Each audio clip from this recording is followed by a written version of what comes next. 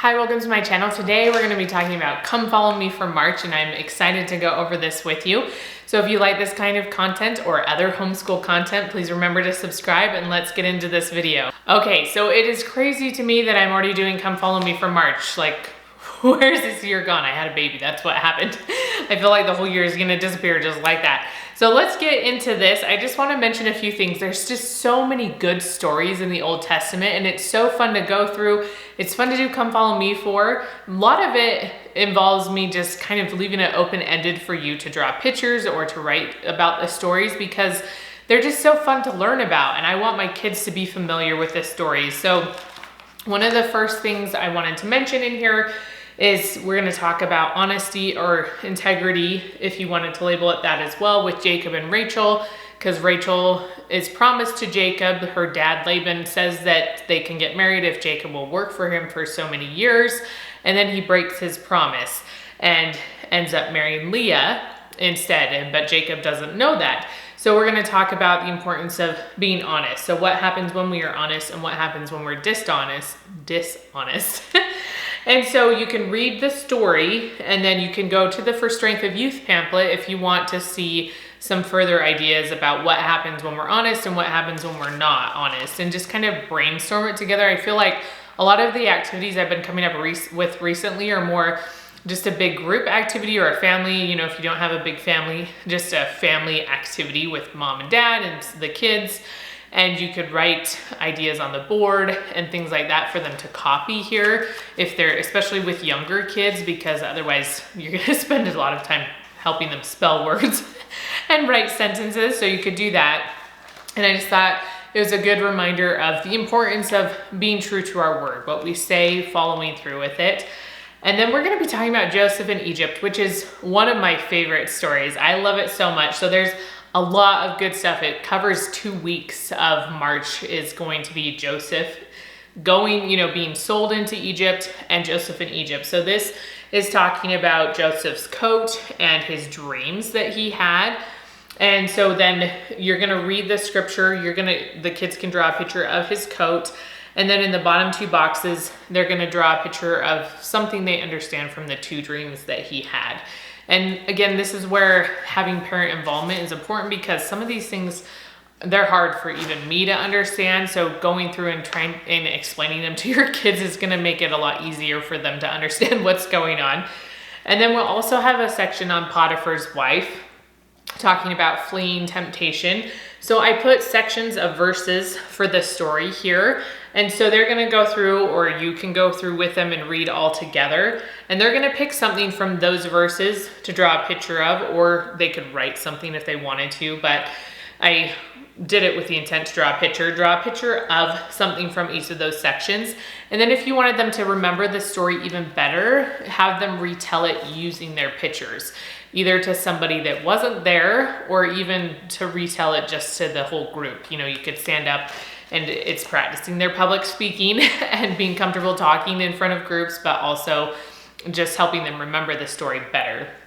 And then we have warnings of danger. So this is when Joseph is interpreting Pharaoh's dream.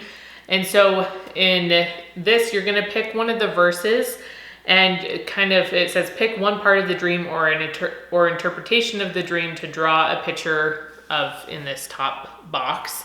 And then in the bottom box, draw a picture or write something that President Nelson has recently counseled us to do. So it's bringing it back to us. So you have the Pharaoh's dream, you're gonna read the verses and pick something from that you want to depict up here as part of his dream. But then how that dream saved so many people, right? It prepared them, and that's what the prophet does for us. He's that watchman on the tower. And so what are some of the things that he is preparing us, or has prepared us for down here, or that you've heard recently in conference and stuff like that? So all the fun things. So more Joseph the next week. And to kind of get to know his family, I did a word search. I always get crossword and word search mixed up. So this is a word search. So I did this word search here with all the family members. So it has the 12 brothers. It has all the moms, because there's 4 of them. If you didn't know, it has Jacob, but also Israel, because his name's later changed to Israel. And so all these names down here, you could go into more depth and talk about them. I list the scriptures up here where it goes through whose mom is who and all that kind of stuff. If you want to kind of separate that out and draw it on the board, maybe it'd be a little bit less confusing for kids, but these names are a little bit hard, so they might be harder to find in this word search. I feel like they were for me when I was going back through this, just because you're used to seeing words you're familiar with, and it's easy to pick them out of the word search. And when you're looking for unfamiliar terms, your brain doesn't automatically see them as easily. So just that warning. And then Joseph's forgiveness story. Best part of this whole thing. I love this. I used to watch these videos all the time when I was a child. They were the best. So this actually is 2 days. So there's another page that basically looks the same as this, because there's so many scriptures. It covers a lot of verses with a lot of information. So I split them in half, and I put day 1 here, and then on day 2 I put the scriptures to go over, and they're gonna write it as a story. Again, just kind of getting us used to paying attention to parts of a story, what's happening in the beginning and kind of the middles, and then at the end. And then they could always retell it if you want them to remember it better. And then on day 2, they're gonna do the same thing, but for the next part of the story. And then on day 3, they're gonna get to the end of the story, because we kind of leave you on a cliffhanger. We don't tell you what happens with just depicting all the stories on the previous 2 days. And so this kind of is the end where you see this forgiveness come into play and how amazing it is. So this will have some questions for them to do at the top, and then to draw a picture in the bottom. And again, I just love the story of Joseph in Egypt. I think it's just so important. It teaches so many good lessons. And the fact that Joseph was able to forgive his brothers and see a higher purpose to what he was called to do, I think is just amazing. And I hope that we can all strive to be more like that. And then we're gonna get to Moses, the last week of March that we're doing Come Follow Me. Sorry, my throat is like a little raw. And so we're gonna start into Exodus. We're gonna be done with Genesis and start into Exodus. So this picture right here, it's not a picture yet, so you're gonna make it into a picture. It's going to be for the 3 influential women in Moses's life that help him when he's a baby. So I'll tell you who they are. I'll give you a hint. So his mom is one of them, Miriam, which is his sister, and then Pharaoh's daughter, who finds him. Okay, so you're gonna read these scriptures, and your kids can figure out these women that are influential.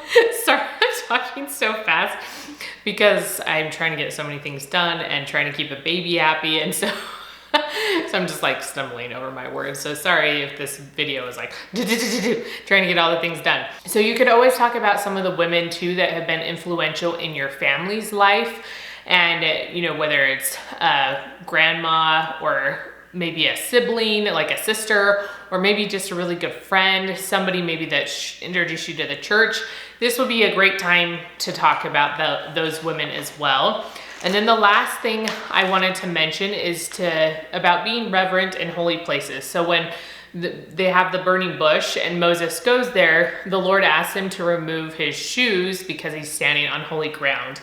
And so you could talk about the importance of being reverent. There's places that are very important for us to be reverent. So they're gonna circle the ones that are important, and the other ones, you can still teach them to be respectful and good, but it's okay for them to be louder, right? They can have a little bit more fun. So they'll go through and circle all those things. Okay, so that's Come Follow Me for March. I hope you enjoy it. I hope you just love these stories. The Old Testament it's very difficult sometimes to understand, but it also just has so many good stories that teach us so many important lessons. And so if you like these kind of videos, please remember to give me a thumbs up, and I will see you next time.